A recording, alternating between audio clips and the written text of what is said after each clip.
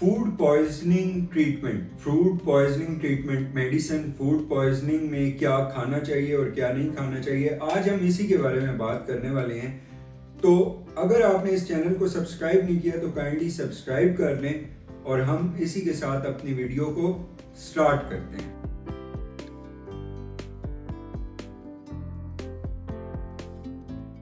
Food poisoning होती क्यों है, इसके ऊपर जरा फोकस करते हैं।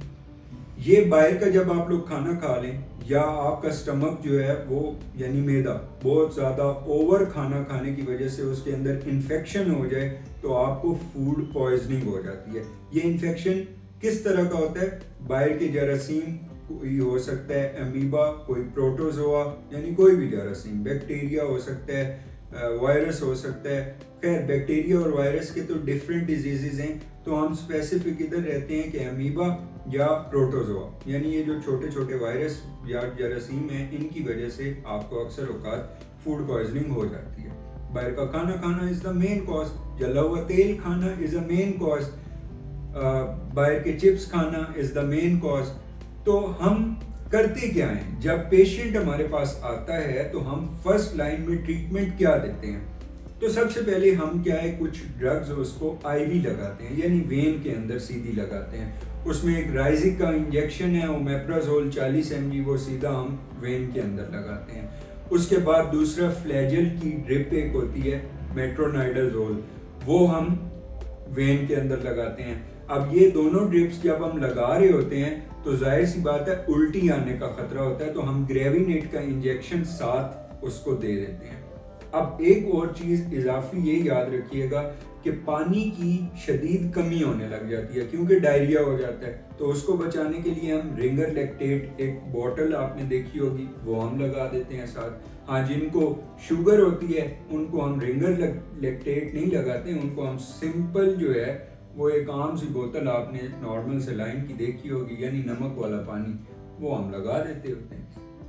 अब जब पेशेंट हमारे पास से फारिग होकर जा रहा होता है तो हम उसको कुछ दवाइयाँ साथ देते हैं कि 5-6 दिन ये भी साथ खा लेना। वो दवाइयाँ कौन कौन सी होती हैं? ओमेप्राजोल होती है, उसके अलावा मोटिलियम होती है। ओमेप्राजोल किस लिए इस्तेमाल होती है कि आपका जो मैदा है ना, उसकी जो म्यूकोजल लाइनिंग है, जो अंदर वाली लाइनिंग है, वो प्रोटेक्ट रहे, इसके लिए वो इस्तेमाल हम करते हैं। उसके अलावा हम साथ फ्लैजल की गोली, जो कॉमनली हम एंटामेजोल के नाम से जानते हैं, वो हम दे देते हैं। उसके अलावा मोटिलियम देते हैं ताकि कोई उल्टी वगैरह ना आए, और मोशन चूँकि आ रहे होते हैं, डायरिया हो रहा होता है, तो उसके लिए हम लोपिरामाइड दे देते हैं। तो ये 4 गोलियां हम देते हैं, कहते हैं 5-6 दिन आप लगातार खाएं। अगर बुखार हो जाए तो उस केस में पैनाडोल आप ले लीजिएगा। That's all. ये हमारा है ट्रीटमेंट फूड पॉइजनिंग का। होपफुली आपको ये वीडियो पसंद आई होगी। तो अगर आप ये जानना चाहते हैं कि आपकी पेन की ट्रीटमेंट किस तरह हो सकती है तो यहाँ पे क्लिक करें। और अगर आप ये जानना चाहते हैं कि आपको जो अस्थमा वगैरह का मसला है वो किस तरह हल किया जा सकता है तो यहाँ पे क्लिक करें। और अगर आप ये जानना चाहते हैं कि बहती नाक, फ्लू, फीवर, उसका क्या इलाज हो सकता है तो यहाँ पे क्लिक करें। हम मेडिसिन बताते हैं, और अगर आपने डोजेज के बारे में जानना है तो www.draliconsultant.com पे जाके अपने मुआयना प्रॉपर करवाएं। That's it. अल्लाह हाफ़िज़।